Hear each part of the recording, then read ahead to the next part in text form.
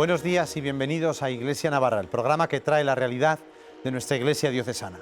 Cuarto domingo de Cuaresma, domingo de la alegría, domingo letare. Es una alegría que nos está anunciando la cercanía de la Pascua, de la Santa Pascua, como decían los primeros cristianos. La alegría de la cercanía del Señor resucitado, de la gran fiesta del año. El Señor vence a la muerte y en este domingo se rebaja la austeridad cuaresmal para hacernos intuir esa fiesta y esa gran alegría de la noche de Pascua. Terminamos la novena de la gracia. Ayer teníamos que haber estado en la segunda gran javierada multitudinaria, pero que sin duda el año que viene, como nos decía hace 2 domingos el delegado de las javieradas, ojalá podamos convocarlas como javieradas del agradecimiento y poder volver multitudinariamente al castillo de Javier.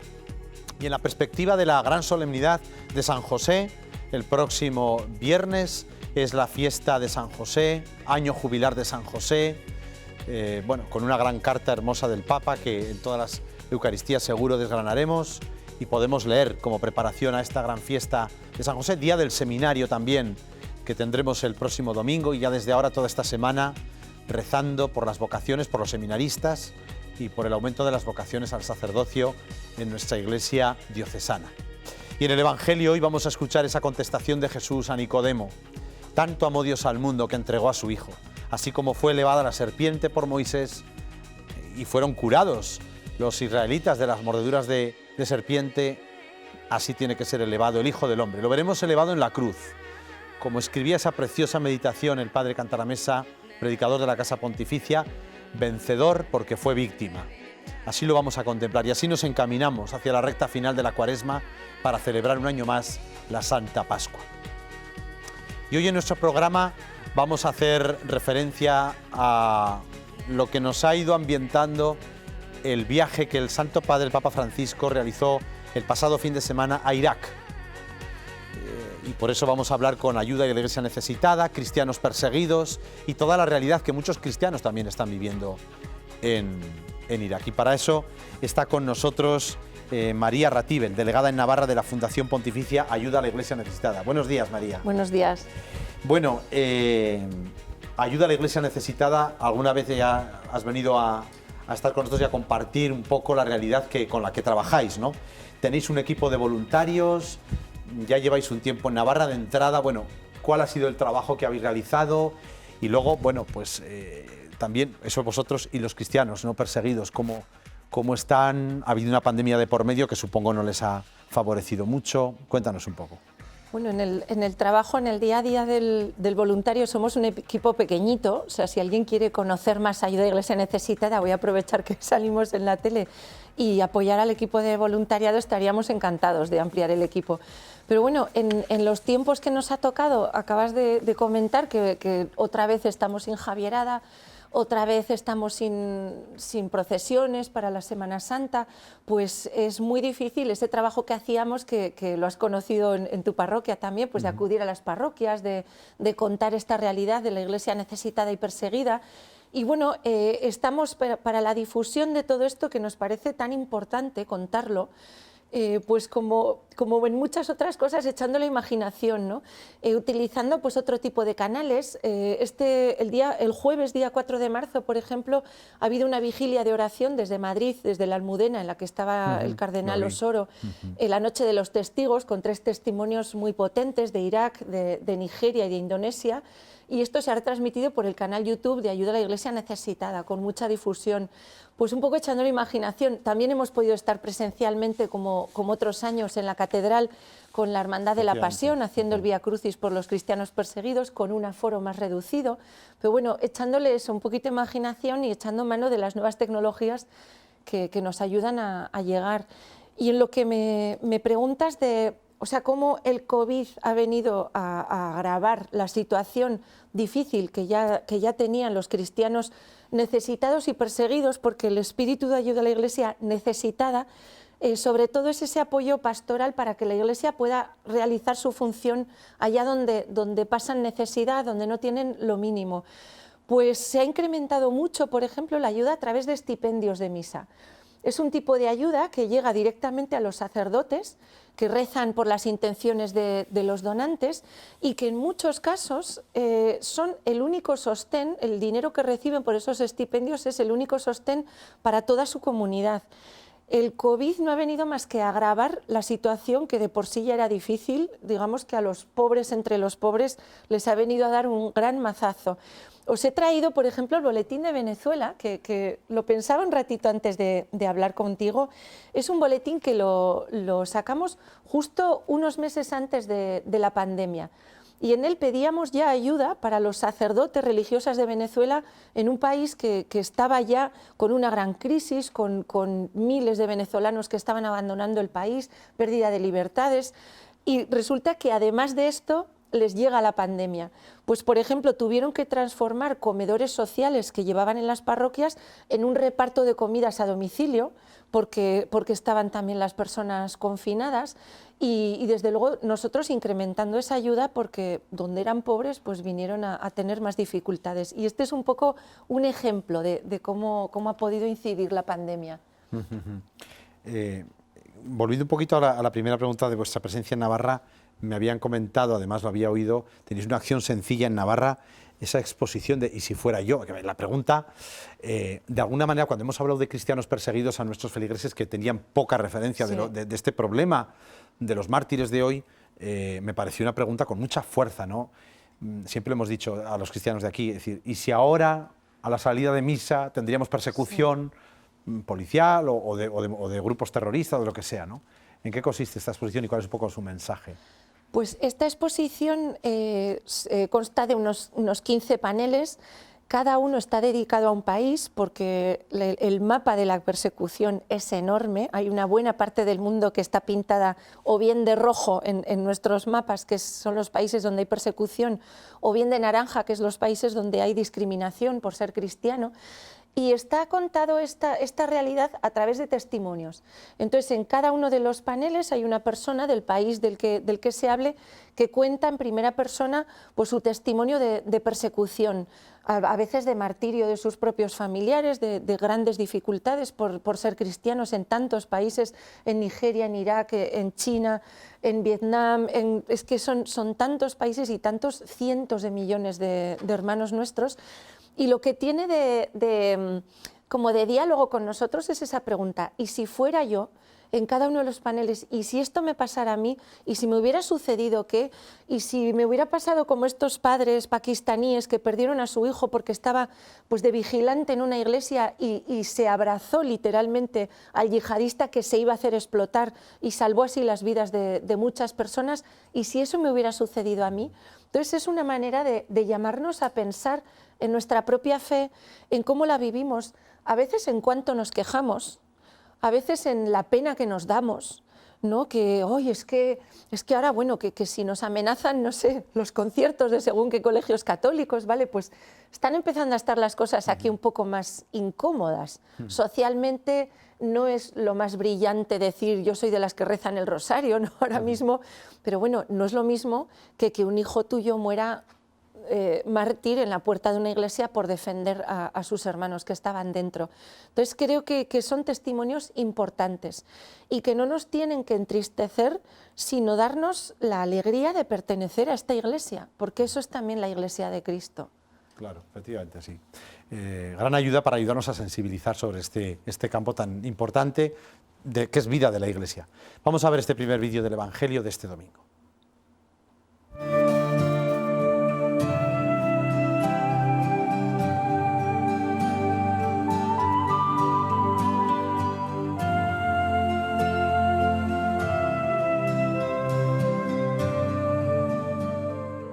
Y como Moisés levantó la serpiente en el desierto, así es preciso que sea levantado el Hijo del Hombre, para que quien crea tenga en él vida eterna.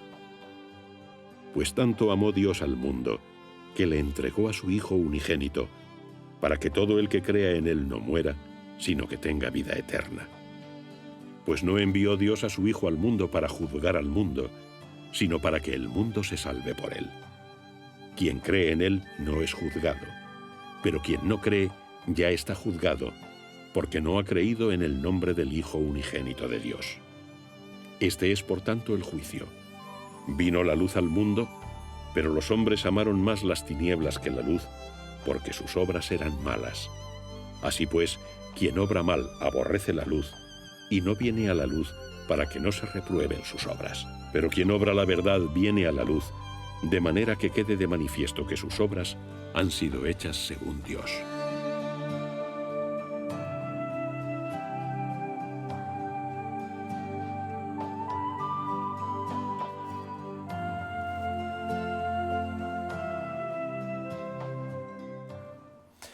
Pues estamos en este cuarto domingo de Cuaresma hablando de los cristianos perseguidos. El pasado fin de semana el Papa Francisco visitó Irak y ahora vamos a entrar en este país a fondo y lo que ha podido suponer esta visita del Papa Francisco, bueno, después que seguramente todos podemos acceder a los textos, a los discursos y homilías y más allá de eso a la comunidad cristiana católica que allá vive. María, como digo, Irak siempre en todos los planteamientos que hacéis de cristianos perseguidos lo tenéis como un punto de referencia complicado para los cristianos perseguidos, ¿no? Sí. Todos hemos visto el terrorismo islámico. Bueno, ¿cuál es la situación ahora del país Irak con respecto a los cristianos? Bueno, pues hay un par de cifras que creo que exponen muy bien cómo ha sido la evolución de la vida de los cristianos en Irak. En el año 2003, en Irak, había aproximadamente 1,5 millones de cristianos y ahora se calcula que quedan en torno a 200.000. El éxodo ha sido masivo. De hecho, cuando la guerra contra el Estado Islámico, que fue en torno al año 2014, los obispos de Irak, cuando solicitaban ayuda para los iraquíes, decían, por favor, ayudadnos para que el cristianismo no desaparezca de Irak. Entonces, Ayuda a la Iglesia Necesitada es un país con el que lleva colaborando 40 años y siempre, bueno, eran los típicos proyectos de ayuda pastoral, de ayuda a la Iglesia Necesitada, de construcción de iglesias, de becas para sacerdotes, de estipendios de misa que te comentaba antes. Pero a partir de la guerra con el Estado Islámico del año 2014 aparece un capítulo importantísimo de ayuda de emergencia. La situación llegó a ser gravísima. El Estado Islámico llegó a invadir una parte era el Estado Islámico de Siria e Irak. Estaban pretendiendo crear un califato entre estos dos países y el territorio que llegaron a tener fue muy grande. La capital del Estado Islámico estaba en Raqqa, una ciudad en Siria, e invadieron una parte muy grande del territorio. Entre otros, en Irak, toda la llanura de Nínive, una parte pues muy bíblica, ¿no? Nínive nos suena, ha habido presencia de cristianos desde los inicios. En Siria y en Irak, en la llanura de Nínive, hay cristianos que todavía conservan el arameo. La liturgia en algunas de las confesiones cristianas es en arameo. No sé si has oído cantar alguna vez el Padre Nuestro en arameo, tiene como ese sabor milenario, ¿no? de que te entronca con la tradición más antigua del cristianismo. Y tuvieron que abandonar la llanura de Nínive huyendo del Estado Islámico pues casi en una noche, en agosto del 2014. Esto provocó una crisis tremenda y muy repentina de refugiados. Y bueno, a partir de ahí pues nace esa ayuda de emergencia, de campos de refugiados, sin descuidar siempre la ayuda pastoral.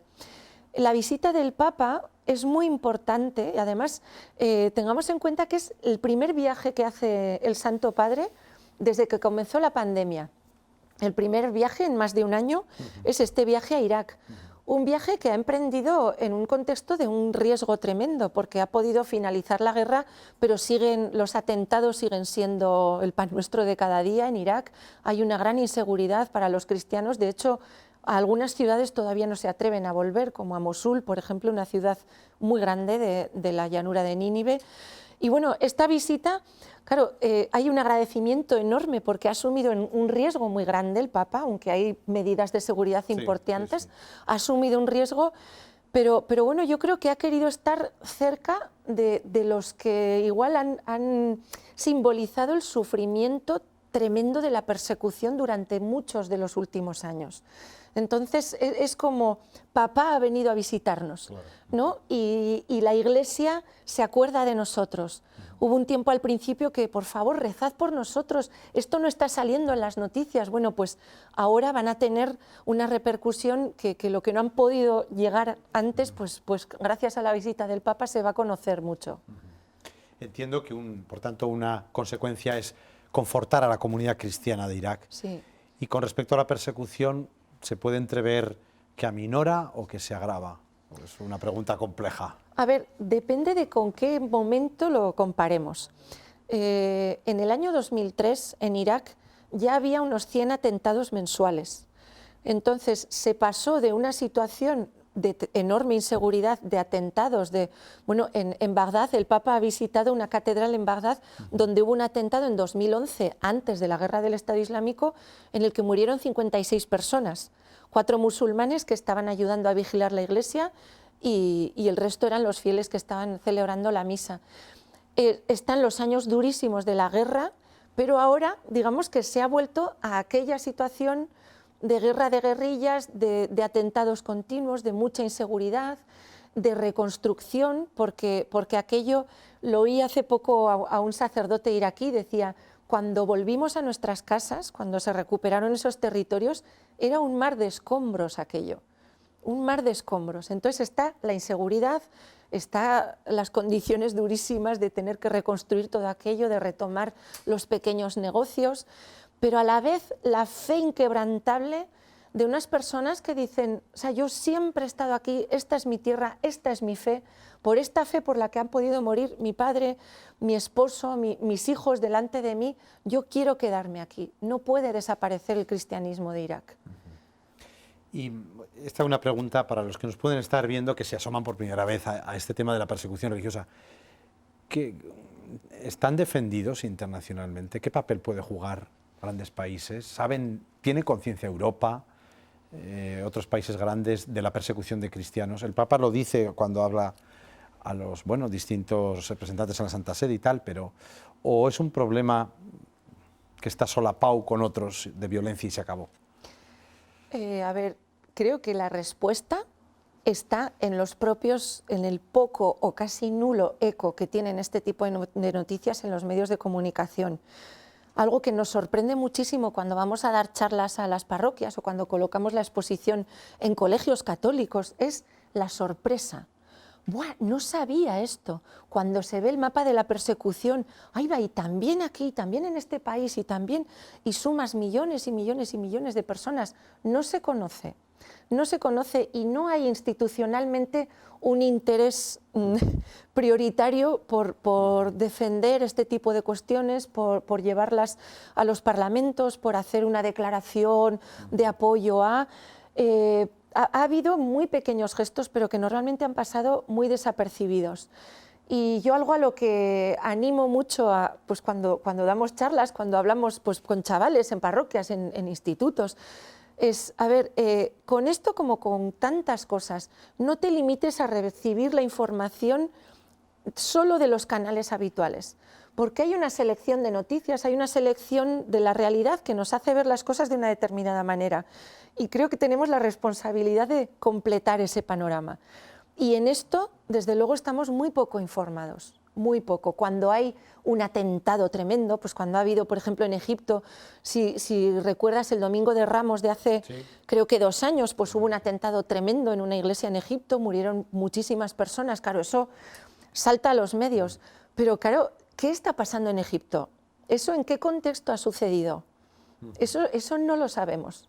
No sabemos que los coptos en Egipto vienen siendo discriminados y perseguidos pues casi desde que llegó el Islam a Egipto, siglos y siglos de persecución. No lo conocemos y es especialmente penoso que no lo conozcamos los católicos de Europa. Es muy penoso y en eso tenemos esa vocación, ¿no? Los voluntarios de ayuda a la Iglesia necesitada, porque nos ayuda mucho, y lo digo por experiencia propia mía y de los otros voluntarios, nos ayuda mucho a vivir nuestra fe aquí pues con otra alegría y con otro agradecimiento. Claro, efectivamente, sí. Bien, vamos a ver este segundo vídeo que corresponde a este domingo, cuarto de Cuaresma.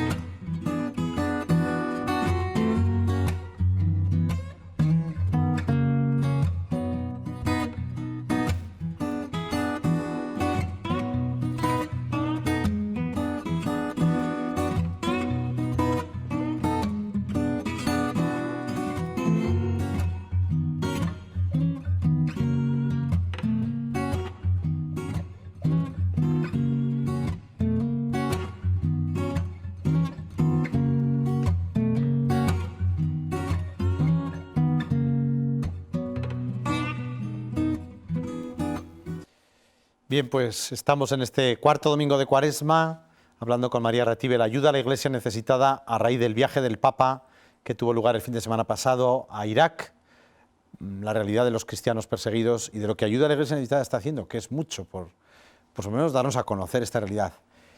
¿Qué llamamiento, María, haces tú, delegada de ayuda a la Iglesia necesitada, a los cristianos aquí en Navarra que estamos viviendo esta Cuaresma y esta hora que nos toca vivir? A ver, la hora que nos está tocando vivir no está siendo fácil, pero hay muchos hermanos que lo están viviendo con muchas mayores dificultades que nosotros. En el año 2014, un sacerdote de Irak, el padre Douglas, nos hacía este llamamiento que sigue siendo muy cierto y muy actual en la realidad de los cristianos perseguidos. Decía, estamos viviendo un Viernes Santo, ayudadnos a llegar a la resurrección. Esta ayuda mutua tiene que ser oración, tiene que ser recuerdo, tiene que ser un ofrecimiento unos por otros, tiene que ser un dejar de quejarnos tanto. Vale, tenemos la crisis del coronavirus, pero en España ha habido guerras, hay otras realidades y bueno, y tenemos la fe y tenemos a ese Cristo, ¿no? que no ha venido a condenar al mundo sino a salvarlo. Nuestro mensaje es de esperanza y de alegría, y con esa esperanza y con esa alegría que desde el testimonio de los cristianos perseguidos a veces no se explica naturalmente. ¿De dónde sacan esta alegría? Pues porque Cristo está con ellos. Entonces no olvidemos que Cristo está con nosotros, igual que con ellos, y yo les invitaría a vivir más esa universalidad de la Iglesia y que juntos, en este camino de Cuaresma, de pasión, de dificultades, de cruz, cada uno con su cruz grande, pequeña, pues caminemos juntos hacia la resurrección, que es una promesa y es una verdad a la que estamos invitados todos. María, sabes que tienes la silla para ti cuando quieras y seguir dándonos este color y calor sobre la realidad de los cristianos perseguidos. Muchas gracias por estar con nosotros. A ti, gracias. Nada más, el próximo viernes San José, feliz Día del Padre, Día del Seminario. Seguimos avanzando en esta Cuaresma hacia la Pascua del Señor. Hasta el próximo domingo, si Dios quiere.